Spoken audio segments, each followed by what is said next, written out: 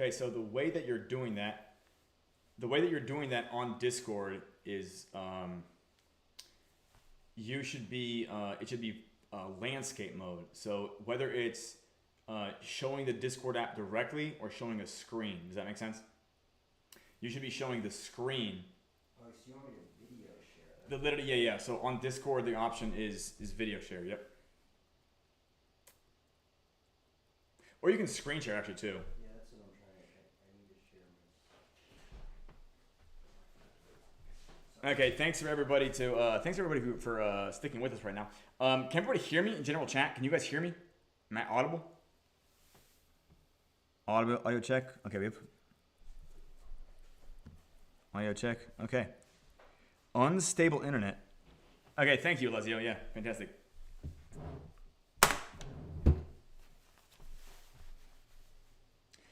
And Lezio, did you get a ping? Did you get a ping about the event?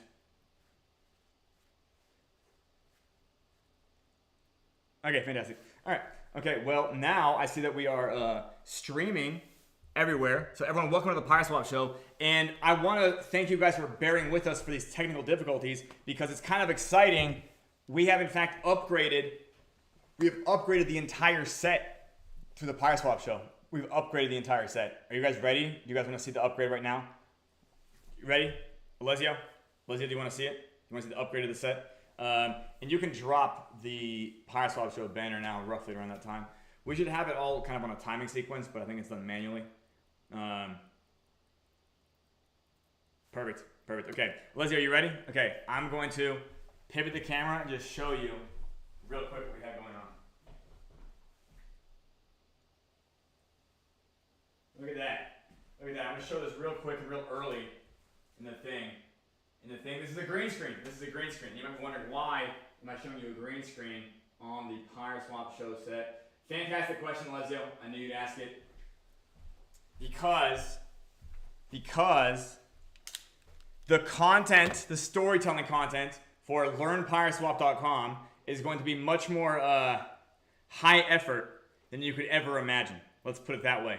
Yes, much more high effort than you could ever imagine. So we have in fact expanded the entire set of the PYRESWAP show to now having a set 1 and a set 2.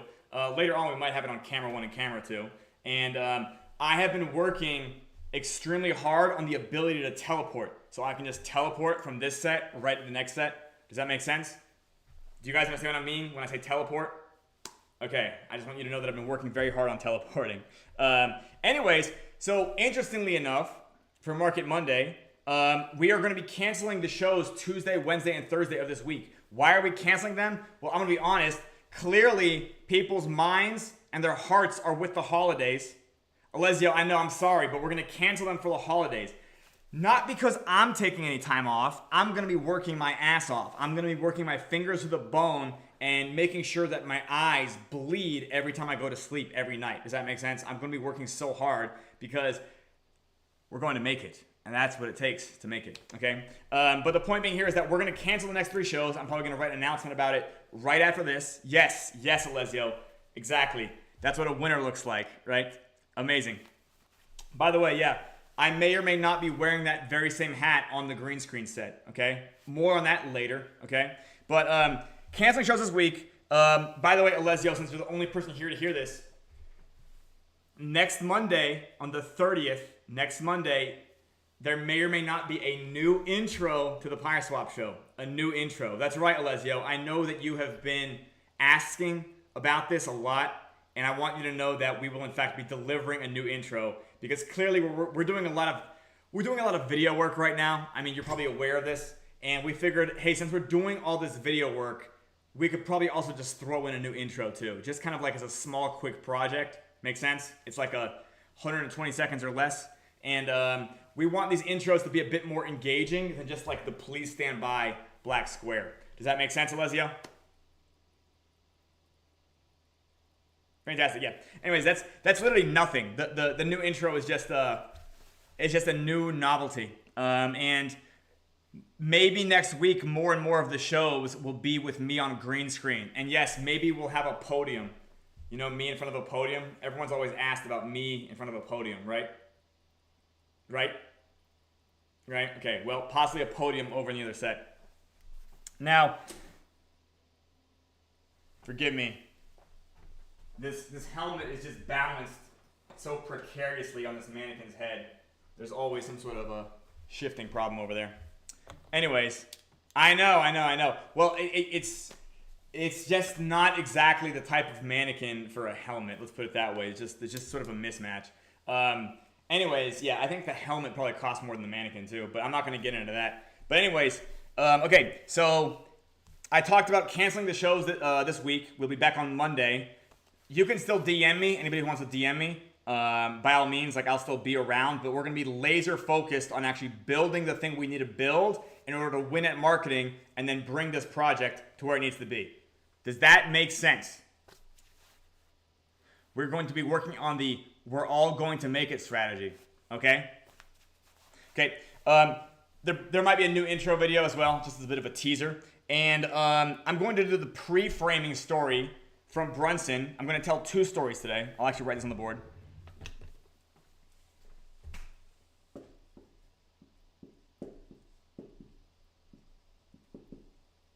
And then I'm going to tell another story, which you might know as the parable of the broccoli farmers.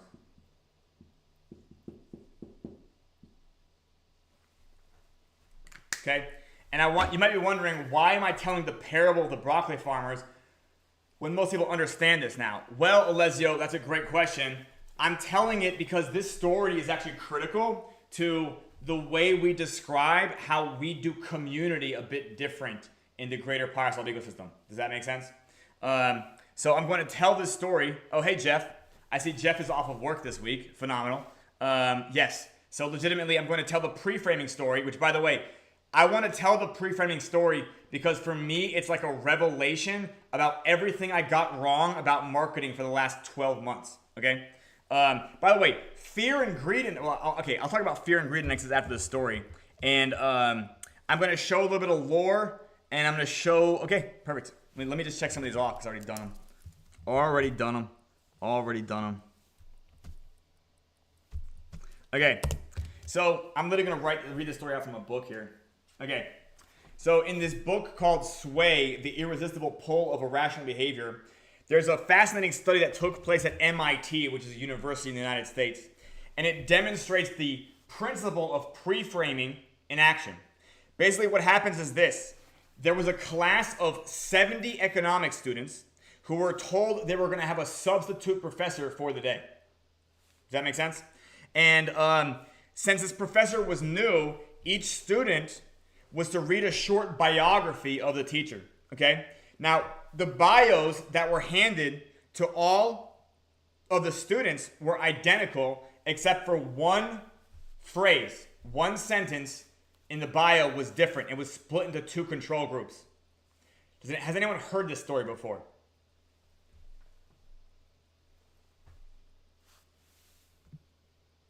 No? Okay. I'm going to tell you anyway. The 2 sentences that were different were this. One story, all the bios praised this teacher's graduate work and listed various accomplishments.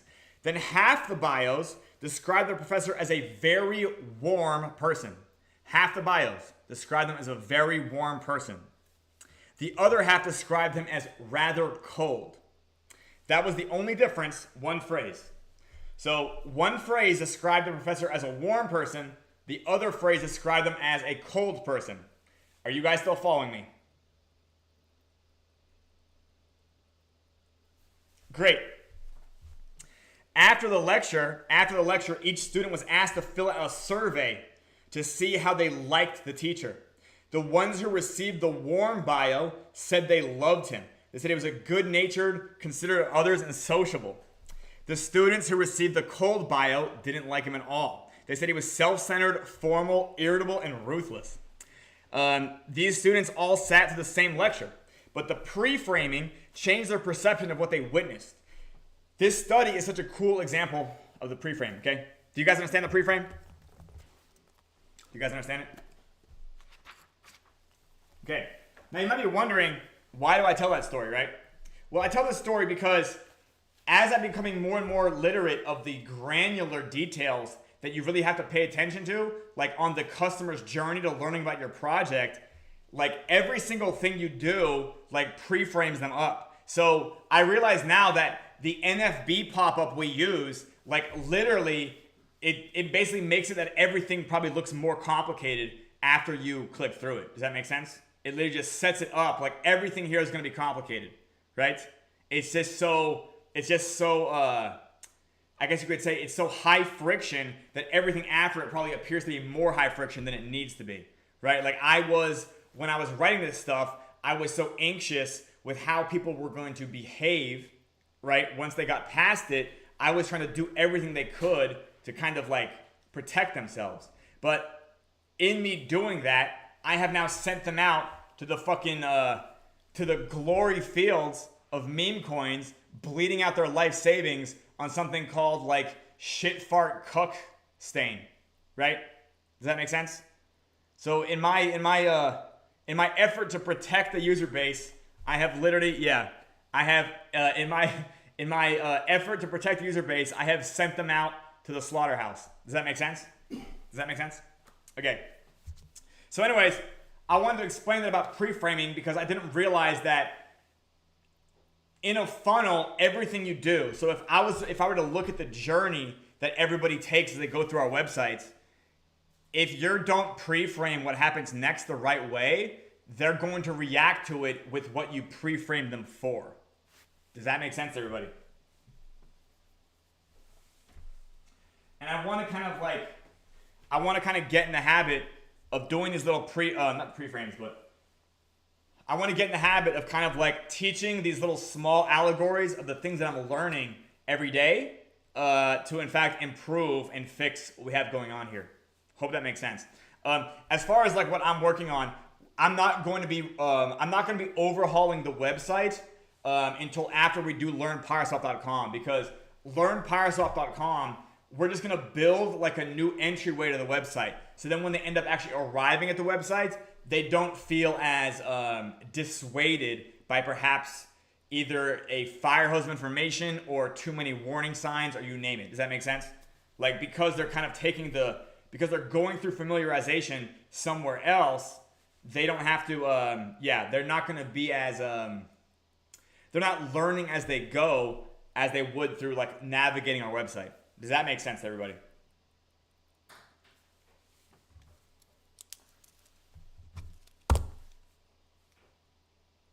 Fantastic. Okay, so I'm now going to talk about the parable of the broccoli farmers. And before I do this, I'm going to show you guys some lore because, you know, some of you might be aware that this is a fantasy fiction project, right? And in my mind at the time, I had already written lore going back to 2022. Does that make sense to you guys? I had already written lore going back to 2022. And,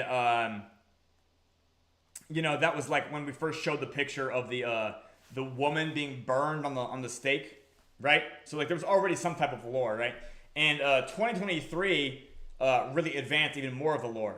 But I'm going to at least explain some of the lore now in a way that that helps the project market. Because I didn't think about it at the time, but the whole thing I said in the beginning was that we use storytelling to teach economic concepts.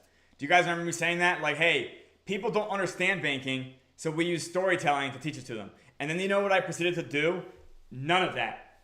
I proceeded to do none of that. I proceeded to market with none of that storytelling. Are you guys aware? Have you guys heard of any story from inside the world of the GPSE? Okay, so first things first. Yeah, Jeff, I know. Yeah, it was staring me in the face though. It's like, oh, hey, why didn't you just do what the fuck you said? Does that make sense? Because had I been doing what the fuck I said in the first place, I had to have that epiphany though. But okay, do you guys want to know the name of the kingdom in the GPSE? Because this is the episode, by the way. Let's say we have a handful of you guys on here. We're about to reveal the name of the kingdom. Okay, first time ever. First time ever. Oh, Alexis he forgot the name. Maybe he knows, maybe he doesn't. But here's the name now.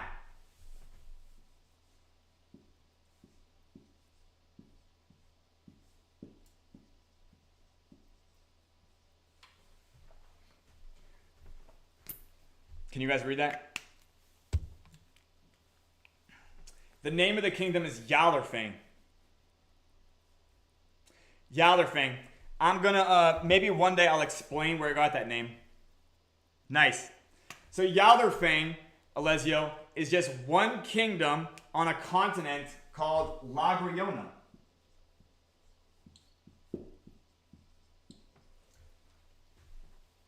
Lagriona is somewhere far, far away. Does that make sense to you guys? Okay? Lagriona is the continent. Yalderfing is the kingdom. Now the capital city of Yalderfing is called Fudmore.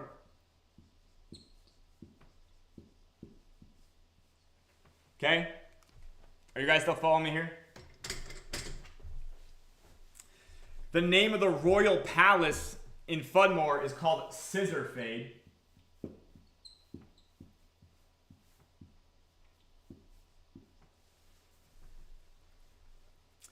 Alessio, I knew you would like the name of the capital. And yes, by the way, some of these names are meant to be hilarious jokes.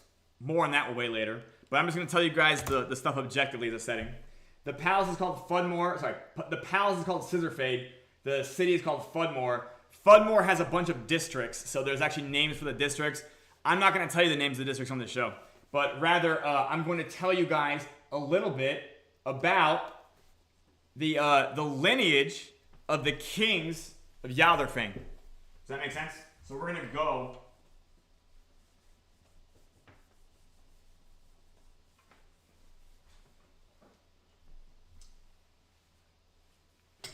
Now, during what you consider normal time, and by normal time I mean theatric time, meaning in this present moment in the kingdom of Yalderfing, the king is named Schnaxamander the Ninth.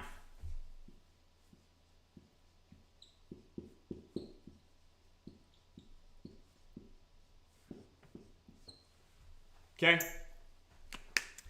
Now, Schnaxamander is the 20th king of Yalderfing. The 20th king. Does that make sense? The first king is Schnaxamander the First.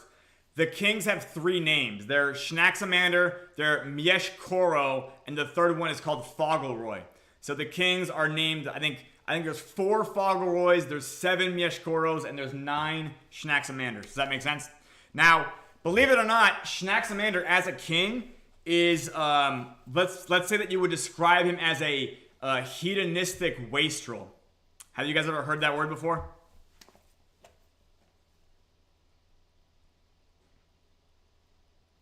Bullish? Okay, well, Jeff, the good news is that the parable of the broccoli farmers doesn't take place during the rule of Schnaxamander the Ninth. Okay, you've never heard of the word, Alessio, hedonistic wastrel? Here, I'll write it on the board.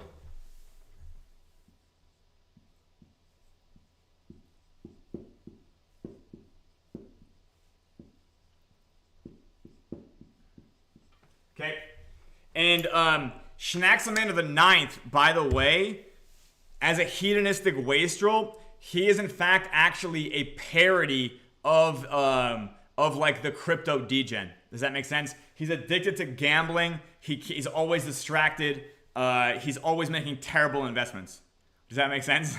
That's so the plot lines of the game is often you as the knights in the night for the night quests. Like later on, we're talking about phase 3. The knights go on quests to solve the problems that Schnaxamander creates through his fucking terrible impulses. Does that make sense? This is there you go. Anyways, there you go. Yes, but okay, Alessio, imagine if instead of you were doing that as a private citizen, you were doing that as the king who had tax revenues. Does that make sense? So Schnaxamander, instead of just wasting his money, he's like wasting the tax revenues on like bullshit. Does that make sense? He's always trying to like figure out how to he owes like bookies money. I'm not going to tell you everything about Schnaxamander the Ninth. But the point being here is that the main king during like normal time is Schnaxamander the Ninth, and he's a hedonistic wastrel. He's an impulsive gambler. He doesn't like own responsibility for anything. He's always trying to like figure out a way to like come up with more money to go do something even more impulsive. Does that make sense?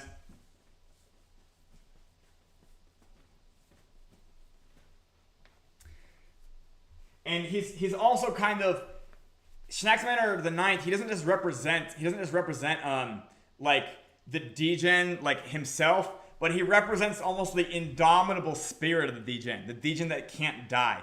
Does that make sense to you guys? Because Schnaxamander as the king never actually runs out of a way to do something even more ridiculously stupid. Does that make sense? Or impulsive or gambling. Make sense? We're all a little bit of Schnaxamander the Ninth. Whenever we just, get back into it again. Does that make sense? But anyways, he's a parody of that concept.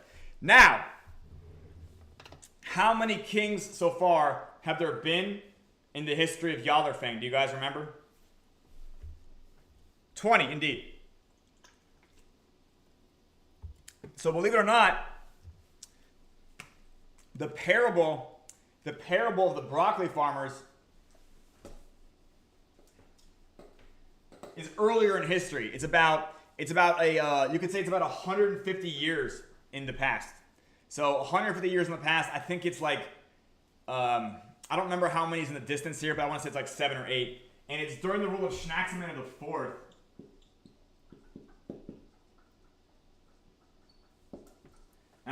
The names are so long, you might see me abbreviate them. So you might see me calling this guy Schnax. And Schnax the Fifth. And then the Schnax the Fifth is succeeded by Miesh Koro the Fifth, actually. Okay, so the point being here is that in this story takes place when Schnaxamander IV was king of Yaldabaoth. And Schnaxamander IV, by the way, at this part of the story, Schnaxamander IV is king, and Schnaxamander V is a prince. Schnax V is probably roughly around the age of 30, maybe later 20s in this story. And Schnaxamander IV is probably in like later age, probably above the age of 60 or so. And, or above the age of 50, right? So Schnax IV is in his 50s or 60s, Schnax V in his 20s or 30s. And basically what's speaking is Schnaxamander IV, he inherits a kingdom that is extremely bureaucratic and it's almost taxed to death. It's like everything they do at this part of history is it's hyper regulatory. They're issuing licenses for everything. If you want to do anything, you get a license. This is kind of like the part where like the licensure aspect of Yaldabaoth comes into existence, which you'll hear about more later. Now, what's happening is due to the legalistic climate of Yaldabaoth at the time, there are 3 farmers being brought in, summoned to an audience with the king. And the laws around this time says that if you're delinquent in your taxes, you have to explain why. Does that make sense? You have to be able to explain to the king why you either have a hardship or you have an incompetence. Does that make sense? So these three farmers get brought before Schnax IV, okay? These 3 farmers are named Abbott, Bury, and Crenshaw. Okay? So Schnax IV is holding audiences all day with all types of people who owe tax money. And basically Schnax V is already adult. So what Schnax IV does is he has his son attend these audiences and sit on his right hand. Does that make sense? So while Schnax IV ultimately ends up making the decision, Schnax V is there to observe and learn as a prince ought to. So as Schnax IV inquires with these 3 farmers, he asks them where they're from. And they say they're from a village called Quasi-Loam, which, by the way, I'll say that too as well. Quasi-Loam.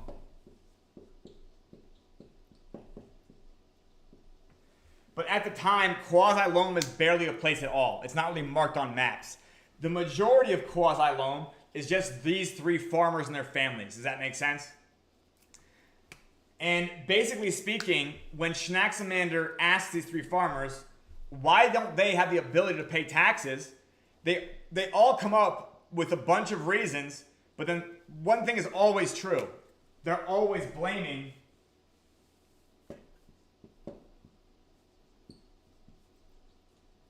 each other. Does that make sense? So Abbott says that, like, hey, you know, in order for us to get our broccoli to market, we have to travel carts on long roads, and we're at danger of bandits. Does that make sense? And Burry says the same thing. It's like, I always have to go find somewhere else where Abbott and Burry are not selling broccoli because they're always undercutting me. Does that make sense? And Crenshaw has the exact same story. He says that, like, because of his two fucking neighbors fucking it up for him, he has to go figure out new ways and new places to sell his broccoli, and he has to travel even farther distances to not get undercut by these two guys. And, like, the longer the distance, the harder it is to do.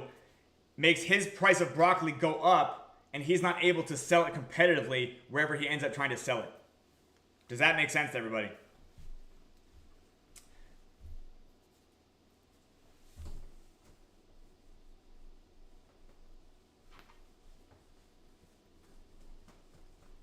I'm gonna leave those guys up on the board.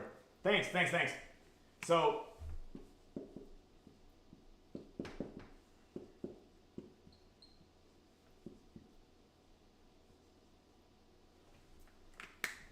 So the farmer Abbott, he speaks up during the audience and he says he has an idea. He says, Your Royal Highness, Schnaxaman IV, if you could just create a broccoli farming license and grant it to me, I would be able to pay my taxes because I would be the only one licensed to grow broccoli. I wouldn't have to always be getting undercut by my two neighbors. Does that make sense? Burry, on the other hand, says, no way. And what Abbott says is, I've also been the one growing broccoli the longest. I should have the license. Burry says, that's bullshit. My family has lived in quasi-loam longer than yours. I should have the license. And Crenshaw says, I have the most children and the most mouths to feed. I should have the license. Does that make sense? So they're all now bickering in the audience with the king about who should get the license. And this is already towards the end of the day. Does that make sense? This is already like the last audience of the day. And Schnaxaman IV is kind of exhausted. So he tells them, silence! And then he says, we're going to decide tomorrow which one of you should get the license. But just then, Schnaxaman V, who is still a younger man at this time, he speaks up. And he says, actually, Father, it might be too hasty to decide in the morning. Let's take an entire another day and not tell them tomorrow morning, but the day after tomorrow. And Schnaxaman IV, because he's already kind of tired, he says, okay, I agree to this. So he tells the three farmers, leave and come back the day after tomorrow morning. The morning on the day after tomorrow. Morning on the day after tomorrow. Make sense? So later that evening at supper,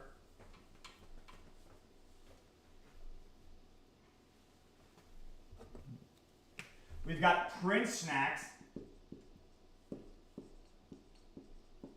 and we've got King Schnax IV. Okay? So they are now seated at probably some extremely grand table. And Schnax V is saying, Prince Schnax is saying to Prince Schnax, later will be crowned Schnax V.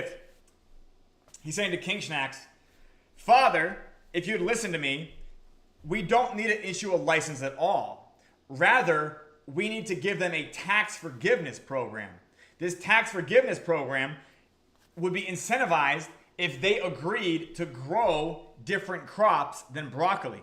He says that it's not the problem that there's not a licensing problem, there's not a licensing program. The problem is that they're all direct neighbors in a little podunk village called Quasi-Loam, and they're all growing the exact same crop. They don't have an ability to trade with each other. And because they don't have the ability to trade with each other, they all have to go extremely long distances in order to get anything for their labor. Does that make sense? So what he says is, we would issue full tax forgiveness to anybody who completely grows something else next year, and we would issue half tax forgiveness to the remaining farmer who wants to grow cabbages for half his land instead of broccoli. So effectively what this does is it says that, like, hey, we're going to forgive their taxes because they don't have anything to pay us with anyways, but they'll be able to pay taxes next year if we insist that 2 of them stop growing broccoli and start growing potatoes and carrots, one of them grows carrots and parsnips, and the other one grows potatoes and something else. I don't remember, okay? When I tell this story in the future, it'll be on a green screen, and I'll be dressed up as a wizard, and we'll have amazing imagery in the background. Does that make sense to you guys? Right? I'm telling this story from memory right now, okay? So if you could just bear with me. Anyways, do you guys like this story so far? Even though you guys kind of know how it ends? Thank you, Jeff. Thank you. Yep. So Schnacks V, also known as Prince Schnacks, he's like, what we need to do is give them tax forgiveness. And tax forgiveness to Schnacks IV is like out of the question. He hasn't forgiven taxes to anybody. Does that make sense? Like his legacy is like, I fucking tax people. Does that make sense? What it's done to Schnacks IV's court, is it's actually filled it with corrupt interests and special interest groups that are always seeking subsidies. Does that make sense? So like he has a very subsidy-driven economy, and the idea that he should forgive taxes to farmers at all is kind of unthinkable. Schnacks IV was going to issue the license to Crenshaw because he's like, hey, in the future, this guy will be able to increase the amount of people who pay taxes. Does that make sense? He wanted to license the guy that in the future will create more taxpayers, because that's how Schnacks IV thinks. But what Schnacks IV says that you sound like you have an idea, but my brain is too tired to hear it all right now. I have a day of meetings tomorrow. I have to meet with all of my advisors at various times, and I have to go do a bunch of inspections on inventory and other things being brought for taxes. So if you can find time tomorrow to catch me and tell me more about your plan, I can listen more to it, so that the day after tomorrow, I might be able to come to a different decision about what to do concerning these 3 broccoli farmers. Do you guys follow me still?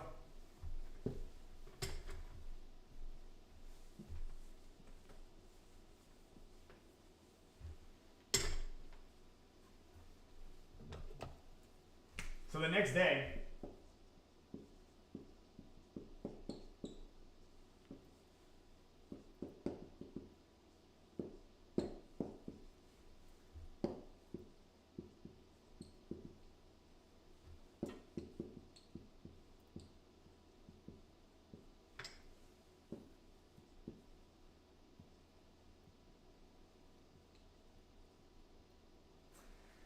So the King Schnacks IV the next day, he has a big schedule. He's got meetings.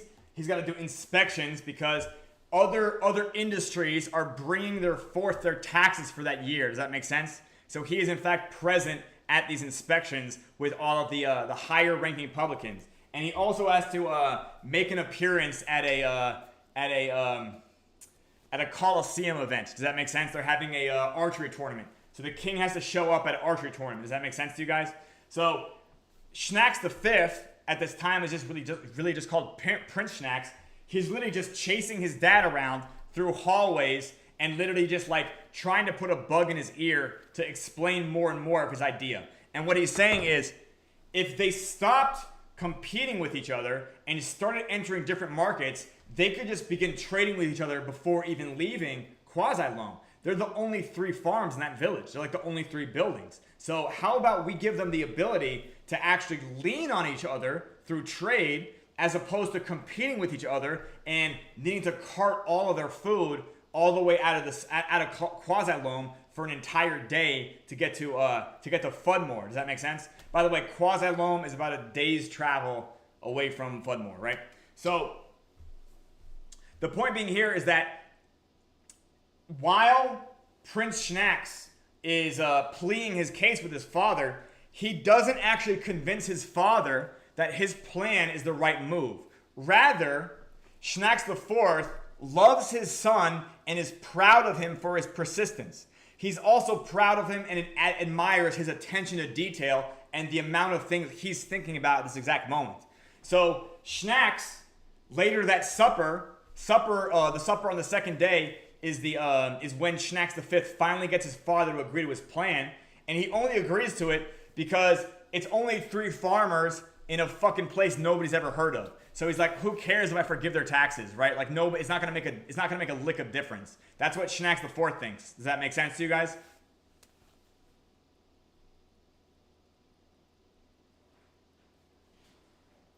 I'm gonna wait to get an actual chat affirmative. Am I telling the story to nobody? Did you guys all fucking fall asleep? Oh no, there's more people here than ever. Okay. Okay, thanks. Yeah, I can hear that you guys are on the edge of your seats. Isn't that interesting though? Storytelling, like you're leaned in. Do you guys feel that? As opposed to me just like rattling off calculus and you guys like lean back? Do you guys know what I mean allegorically? When you tell a story, people lean into you. And when you fucking start teaching them, they lean back. You guys know what I mean? Like posture-wise? I can tell you guys are leaned in right now, by the way. And this is actually a terrible telling of the story. This is the first time I've told the parable of the broccoli farmers in a storyline. And I promise you every future time I'll be better at telling the story. Because I'll probably have to tell it on Twitter Spaces and interviews as well. But do you guys now at least see what I'm talking about as using the lore of PYRESWAP to actually explain things? Oh, and by the way, do you guys know why this broccoli farmer story is important? Because this story talks and explains why. Oh, Alessio, legitimately in the future, it won't, like, okay, right now, as I'm telling you, you're hearing them for the first time. So, like, it's probably... You're also not getting visuals with this story. So, when I tell this story on learnpyreswap.com, it will be in front of a green screen. Does that make sense? So, there will be, like, labels on the screen of names and people, right? Because we will actually throw together some artwork as well. Yeah. I mean, Alessio, I'm telling the stories... Because Schnaxamander is the name of it's a spell of a name of a king called Anaximander. So I literally just like redid his name. But literally, I have zero problem calling them King Schnax and Prince Schnax. Does that make sense? Also, Abbott, Bury, and Crenshaw are not really complicated names in English. Does that make sense? Yeah. Is it quasi-loam? Yeah.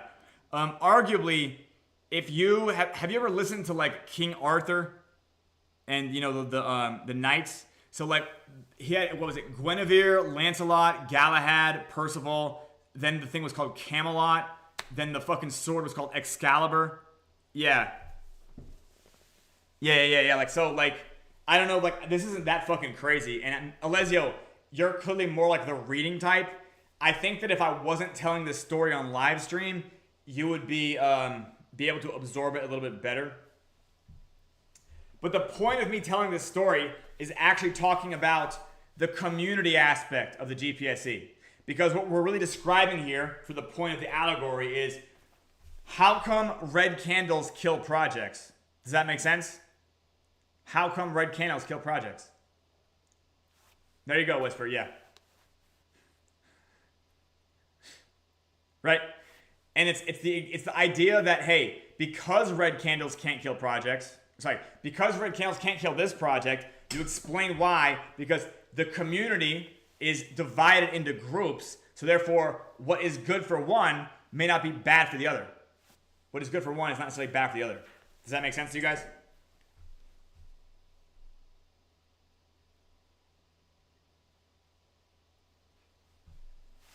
Okay, I'm sure it does. Okay, anyways. So then, on the third day... the next morning, so the morning day after, the 3 farmers, Abbott, Bury, and Crenshaw, which by the way, Alessio is A, B, and C. I try to make it as simple as fucking possible. They come back, and literally what Schnaxamander IV, King Schnax, decides is like, hey, instead of granting any of you a license, I'm going to grant a tax forgiveness plan, where 2 of you get full tax forgiveness if you agree to completely stop growing broccoli and grow 2 other crops instead. And the 3rd of you will get half tax forgiveness, but you have to begin growing half your field with a different crop. Does that make sense to you guys? So, Shnaxamander IV decrees this and dismisses the farmers. Okay? Now later, many years later, decades later in fact, 20 years later, Shnaxamander V, who was known as Prince Shnax in the first part of the story, is now the king. Okay?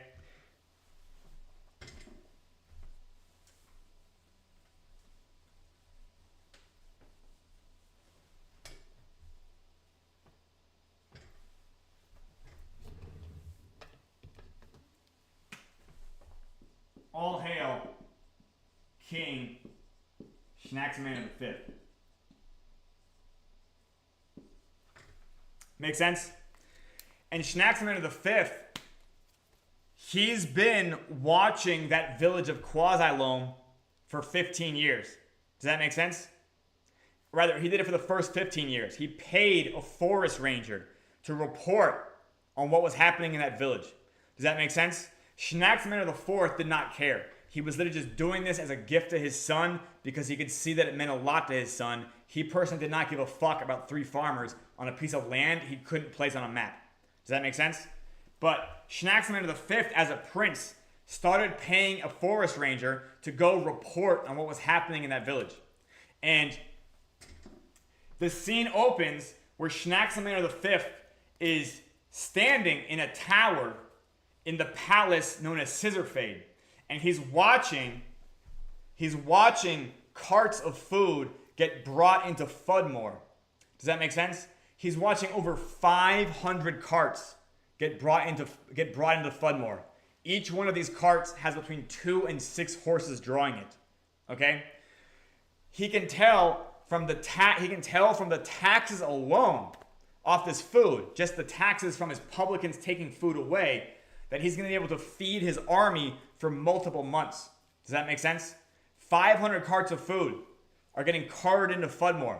And you know where they're getting carted from? They're getting carted from Quasi-Loam, that same village where Abbott, Bury, and Crenshaw were first competing and bickering to get one license to grow broccoli. Does that make sense? And he reveals what Shnaxamander V. First of all, there's a small scene where he talks to his son, then his son leaves. But what Shnaxamander V pulls out next, he pulls out a tiny cylinder out of his pocket. It's a tiny silver cylinder. It's meant for holding pieces of parchment. And inside this cylinder, he has 15 parchments. And these parchments are the reports that the forest ranger provided him for 15 years. Does that make sense?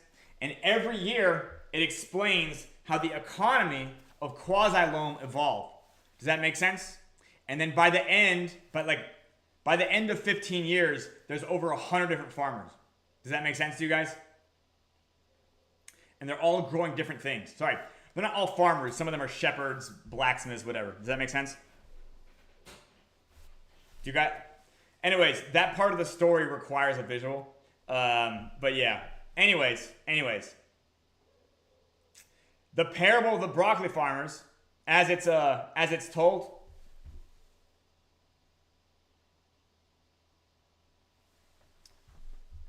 Sorry, we're getting bots on Kick. Just getting bot commentary. Thank you so much for sending bots to my Kick, for whoever's doing it. But yes, I'm very, very grateful for the attention. Yes. Okay. Yes, Lazio. Yes, in a high production format, and it's not gonna be the first story. Don't worry. We don't actually really break into the. I'll explain the format here a little bit.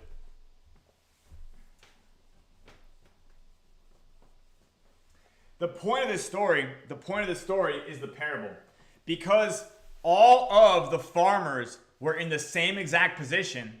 As soon as something bad happened, they all turned on each other. Does that make sense? But because the farmers later on chose to be in different positions, when something bad happened, they didn't turn on each other. Does that make sense? They were able to cooperate and collaborate because they were all providing different values to the economy. And this, Alessio, is a story that illustrates red candles can't kill his project, and it also illustrates the whole difference in community theory that we have. Do you guys get what I'm saying? Naturally, when I tell this story on learnPyReswap.com, you would start off with the premise of, so you might have heard us say red candles can't kill his project. Now, why do you think we would consider ourselves to be so special? Let me tell you a story about Prince Schnaxamander, the son of King Schnaxamander IV, and you literally just roll right into the fucking fiction. Does that make sense? That is literally the idea. Okay? So first of all, I'll explain the first, oh yeah, by the way, Alessio, we don't even do that until like, okay, the story I told you is going to be at earliest video number 5. Does that make sense? That story I just told you will be somewhere between videos 5 and 8.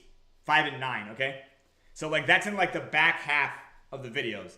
The first 4 videos are shorter videos, like 5 to 10 minutes. It starts off with telling stories about fundamental analysis. So the first part right here,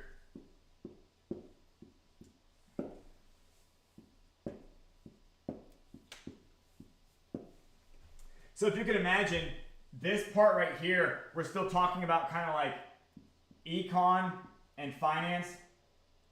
Does that make sense? But then here, we're now telling fucking, econ and finance and like literally like human stories. Does that make sense?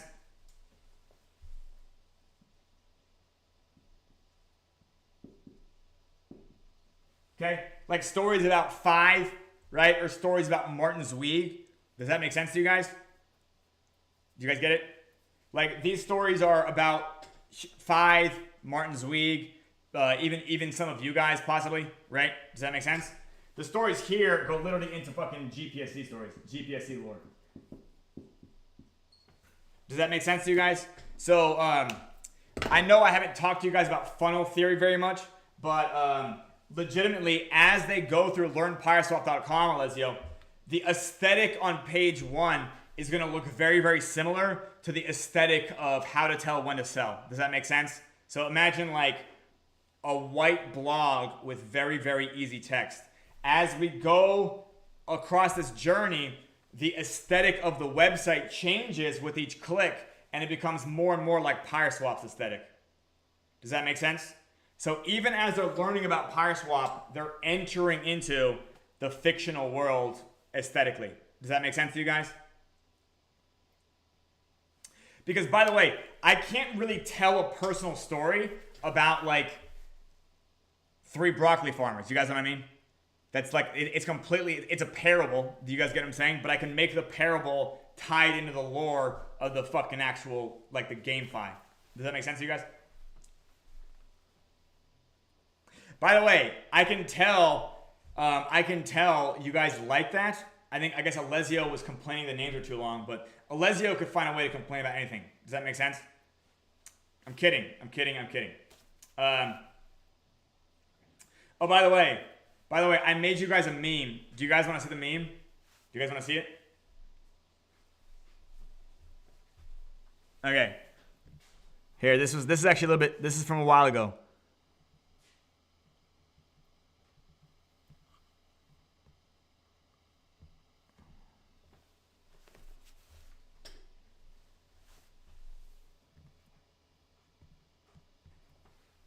There you go. This is me just doing I encourage you guys to all use it for yourselves. But this is me just mocking anybody. Yeah, I knew Jeff would get it. Yeah. And yeah, this is me just mocking anybody who is in fact fudding their own bag in general chat for whatever reason. Yeah. At any time. By the way, do you guys know what fear and greed are today? CoinMarketCap is at a 54 neutral. Yeah, go look at CoinMarketCap. We're back at a neutral day. But you know what's funny? Kind of fine with that. Yeah, PyreSwap doesn't give a shit. I mean, personally, we're about to actually have a fucking marketing funnel, which I think is just more than any other project I've seen in Web3 have. Arguably, do you know who else uses funnels? Crypto newsletters and like hardware wallets. Does that make sense? But hilariously, a lot of dApps or things like that, like even other DeFi projects, they haven't used one of these, which is Now that I know what I know now, incredibly dumb. It was also dumb we weren't using this in the first place. But more on that later. Anyways, yes. Jeff and Alessio, I encourage you to repost that meme wherever you want, whenever you see somebody being sad for no reason at all. Okay? So we showed some lore, and we talked about the parable of the broccoli farmers. And, okay, yeah. Literally, alternative.me still shows the market as like overall greed, like it's 70, which is not like extremely greedy. And CoinMarketCap is at a neutral. So 54 is like just slightly above. So anyways, again, the PYRESWAP show is canceled for the next 3 days. I'll write a small announcement about it. And we're going to be building some amazing stuff so that when, so that we're going to make it. So when we go on this marathon of YouTube interviews and Twitter spaces, we will have something to drive people into, which is learnpyreswap.com, and not just send them to PYRESWAP itself. Does that make sense? Do you guys understand what I'm saying?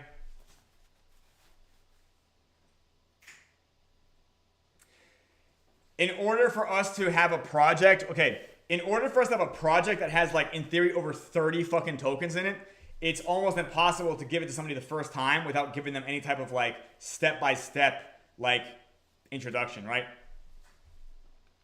Alessio, I always have a hypothetical timeline, and that timeline is hypothetical.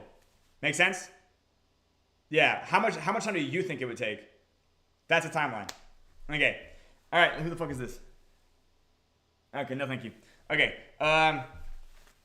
Anyways, let's see.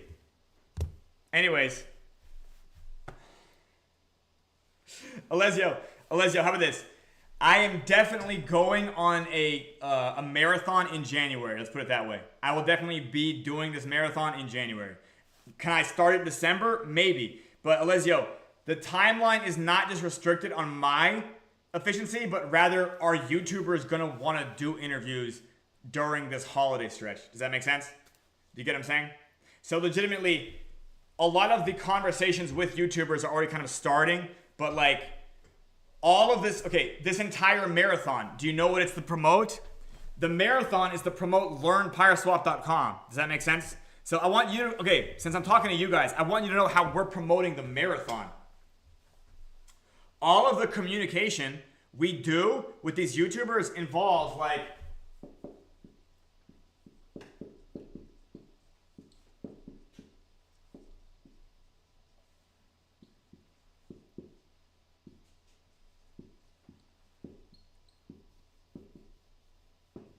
does that make sense?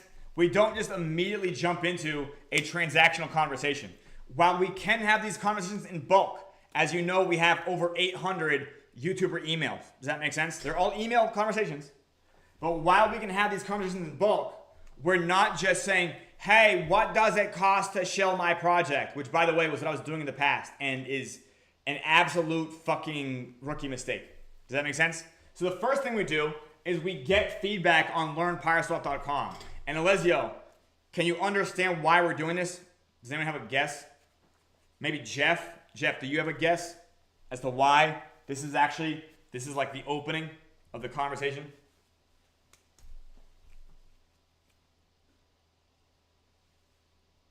Pre-framing is not a bad idea, but yeah, exactly. We're also tricking them, or should I say, not even tricking them.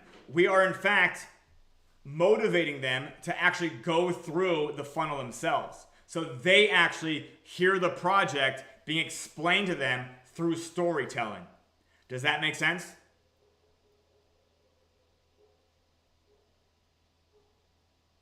Yeah, so Alessio, it doesn't even start off with how many token do I need to give you, right? It's not like even that. It's like, hey, you've been doing videos for a long time. I see that. I've built together a video-based training course for my DApp. It's not very long at all. I just wanted to know, could I get your feedback on it? Does that make sense? And as they go through it, they're like, wait a minute, why haven't I heard of this project before? Does that make sense? Because now that we've succeeded at getting them to watch 4 videos in a row, or 8 videos in a row, or 9, I don't fucking know. I literally don't even know how many videos, but I would assume 10 or less. Does that make sense? You don't need to watch all 10 to be like sold on PYRESWAP, by the way. We try to make that the first goal on that is like video 4 or 5, which are the shorter ones. Then we have like longer videos that come after that. Does that make sense? By the way, the first 4 videos, Alessio, 10 minutes or less. The last 4 videos could be like 30 to 40 minutes long. Does that make sense? Which is why I would tell the entire story of King Shnaxamano V and the parable of the broccoli farmers. Do you guys get what I'm saying? Because I can really unzip Alessio and whip out the lore. Do you get what I'm saying? I can unzip and whip that lore out. Do you guys understand what I'm saying? It's time to hike up your pant leg and whip that lore out. Do you guys get what I'm saying?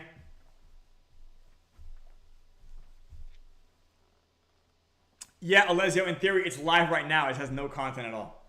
Yeah, LearnPyReswap.com might be live in December. Yeah, we're working on that right now, Alessio. This is all I'm doing. Alessio, do you know what prevents it from getting live? Me doing the PYRESWAP show. So that's why I canceled it for 3 days. I'm not taking the time off. We don't take Christmas off here. Does that make sense? I'm working on look at the audience today. Yeah, I know, Alessio, but guess what, Alessio? When we come back, we're going to have a better intro.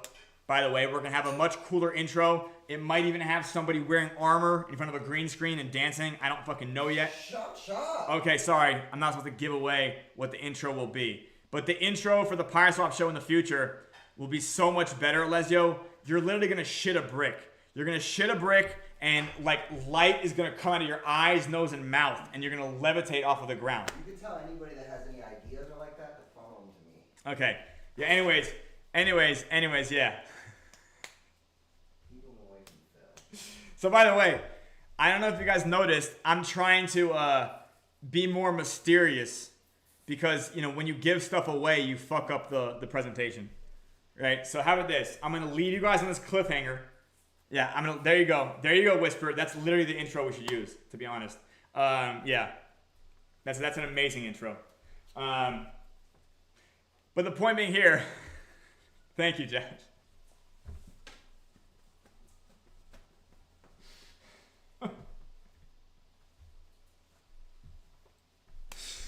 I love how, by the way, Jeff, I don't know if you can tell, but I made a CRT scanline filter. So it's not just pixelated, it also has horizontal CRT scanlines. Do you see that on the image? Do you guys see that in the aesthetic? Yes, exactly. So what I realized is that looking pixelated is cool, but specifically it looked cool even more when it was on CRT television. CRT televisions, which has scan lines. So legitimately, I now have a scanline filter that I can put over pixelated images to make them look even more type of like retro GameFi. Does that make sense to you guys?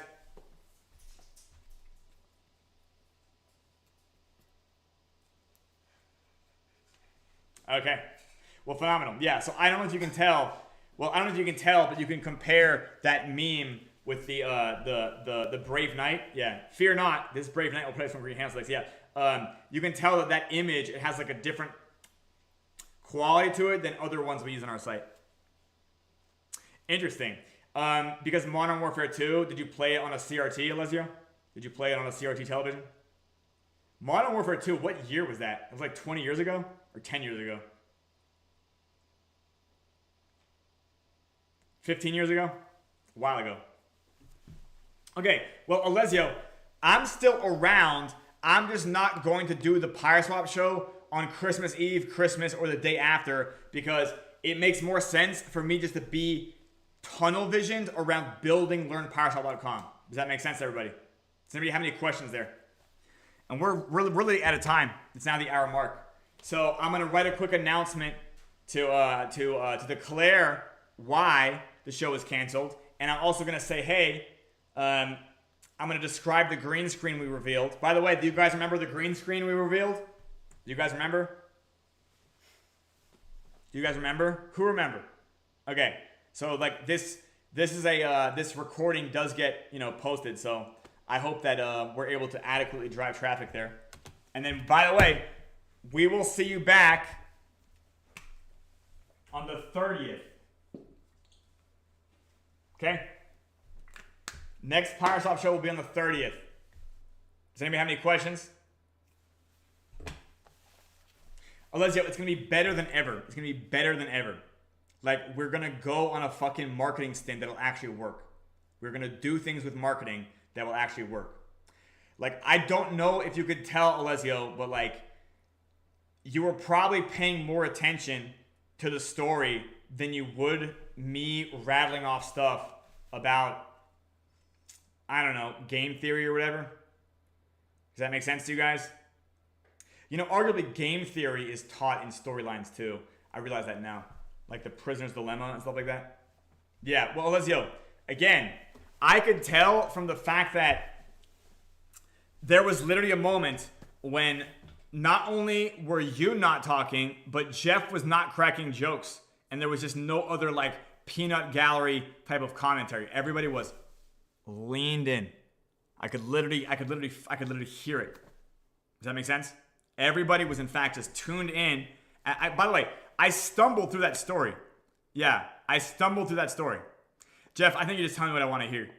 But or are you not? Like, Jeff, do you think the story was actually educational? Like, did you not understand the broccoli farmer thing before? Or maybe I never told you before? First time. Okay, see, I didn't even know that, right? I've told okay, well, the good news is that video and that story is now going to be on learnpyreswap.com, like long form, probably like a 30-minute video. Well, Alessio, you might be, again, like, there's a thing called the customer avatar. Does that make sense? So, Alessio, you might just be so analytical that your brain is like the opposite of everybody else's, which does make sense because you have been like the most steadfast of all the investors, right? Like, you literally have not faltered once. You're here every single day. Other people, though, Alessio, and I realize this now, if they're learning about it for the first time, they can't just be bucketed calculus. They can't just have that shit dumped on them, right? So I think that your mind is like ready for like the spreadsheet side of the game, right? All that's left to do there, I guess, is then make the game more exciting so your spreadsheets get more exciting, right? Make sense? And yeah, I hope it makes sense. And then that definitely matters. That definitely matters, by the way. Yeah, especially if you're playing for the Knights, Alessio. Yeah, the share price and how it affects it, that's like all night math. But at the same time, you know, we tell that story about masquerading, right? So when we talk about a masquerade trade, why do we call it a masquerade trade? What we describe this. We say, hey, a lot of the by the way, in Yalderfang, yeah, exactly. By the way, this is now the 2-year anniversary of the fucking Revelation Tour, which was like December 19th. Makes sense? Yeah, December 19th was the Revelation Tour in 2022. So yeah, 2 years. In Yalderfang, there is a masquerade, right?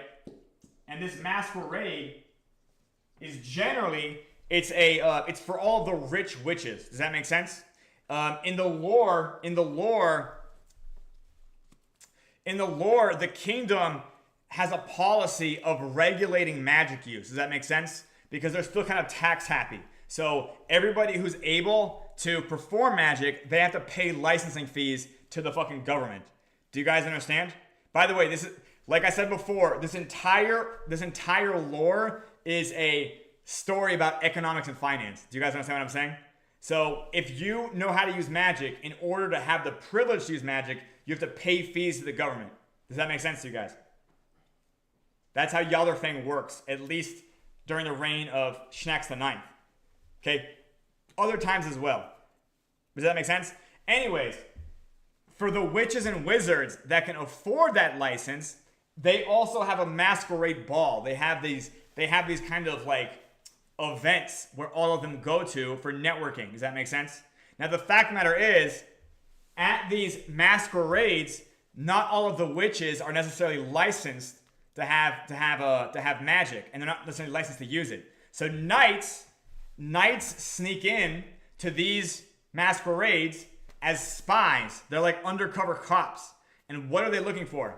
They're there to find out if anybody's planning a unlicensed usage of magic or if anybody's practicing it without a license. Does that make sense to you guys? This is the story. This is the lore I'm teaching you right now. Yeah, exactly. Yeah, Jeff, in the UK, you guys have to have a license for a television. Does that make sense? Do you guys know that? And that the BBC is paid from licensing fees, and I think a bunch of other stuff too. Yeah. So the point being here is that in the UK, they have a terrible job at licensing this. Like everybody like just stopped using TVs. Like they almost killed the TV because now everyone's like, okay, I'm gonna use Netflix off a tablet or some shit. You know what I mean? They literally don't pay the licensing fee. So the point being here is that how do the knights get to Peg? Well, they have to enter the masquerade. They have to pose as witches. And then what they do is they have to ride the velvet rope pattern, which is really the witch dominant pattern, and make trades that increase the value of 2 ohm, 3 ohm, and Z ohm. Does that make sense? And this is why it's called a masquerade trade. So we call it a masquerade trade to tie into the lore of how this works. Does that make sense? So what are some of the ways that knights can go to Peg? It's like, well, they can go undercover at the masquerade. And by the way, now you guys see how more and more of the lore explains the concepts. Do you guys understand that?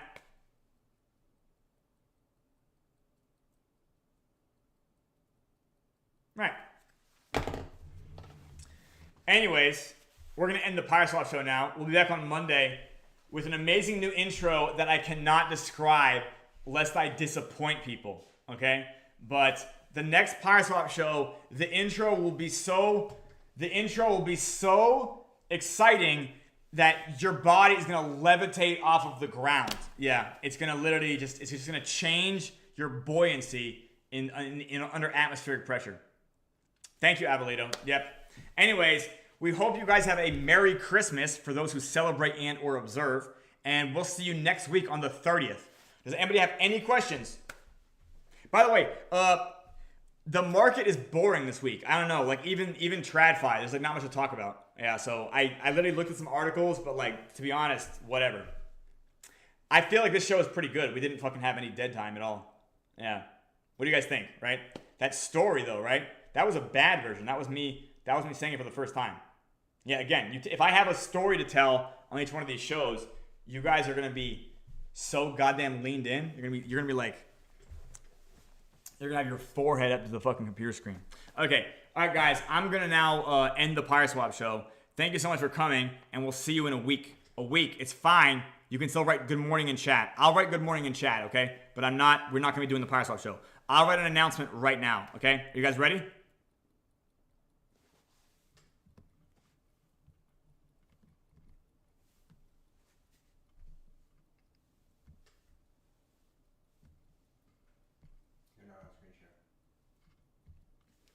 And I'm off. Yeah, I'm done. Yeah, I dropped. Oh, look at that. Somebody joined. We have people joining? Yeah. Okay.